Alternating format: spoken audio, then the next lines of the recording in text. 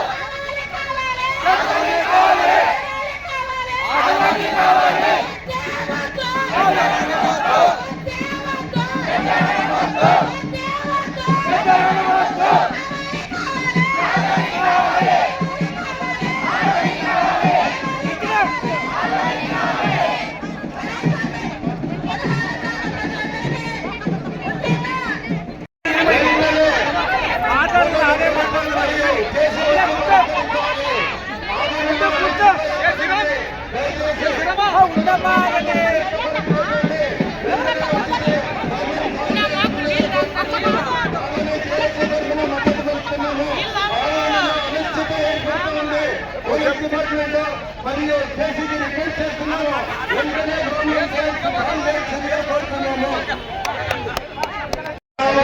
పోరాటం చేస్తా ఉన్నాము. 4 రోజుల నుంచి పోరాటం చేస్తా ఉంటే ఏ ఒక్క అధికారి కానీ ఏ ఒక్క రాజకీయ నాయకులు కానీ నిలబడలేదో మా ఘోషాన్ని తెలియజేస్తున్నారు.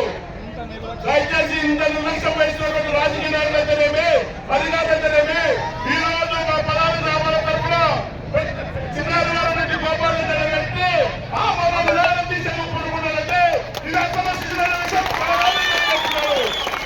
దయచేసి నాయకుల కళ్ళు తెరవండి, అధికారుల కళ్ళు తెరవండి.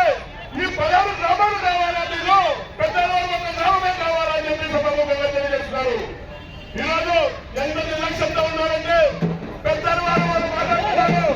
అయ్యో పెద్దలు వాళ్ళకు ఒకటే తెలియజేస్తున్నారు. పెద్దలు వారు వద్దే వద్దంటున్నారు. కొంతమంది పెద్దలు వారు మాట్లాడుతూ పెద్దలు వద్దే వద్దని వాక్యాలను వాపసు తీసుకోవాలని చెప్పారు. మీకు సిగ్గు శరం ఉంటే ఈ 16 గ్రామాల పోరాడుతున్న ప్రధానికానికి మీరు వచ్చే అంతగా నిలవలేని కోరుతున్నాము. అంతే తప్ప ఈ 16 గ్రామాలు ఏదైతే నిరసనలు ధర్నాలు న్యాయం చేస్తున్నారో వాళ్ళు వాపసు తీసుకోవాలని చెప్పి మీరు డిమాండ్ చేస్తున్నారు. మీ డిమాండ్ అనేది అనైతికం. మీరు చేస్తున్న పోరాటం అనైతికం. ఏ ఒక్క గ్రామాన్ని సంప్రదించకుండా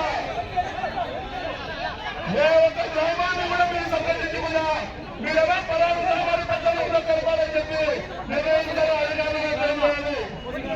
ఏది ఏమైనా ఈ పోరాటం అనేది ఆగదు.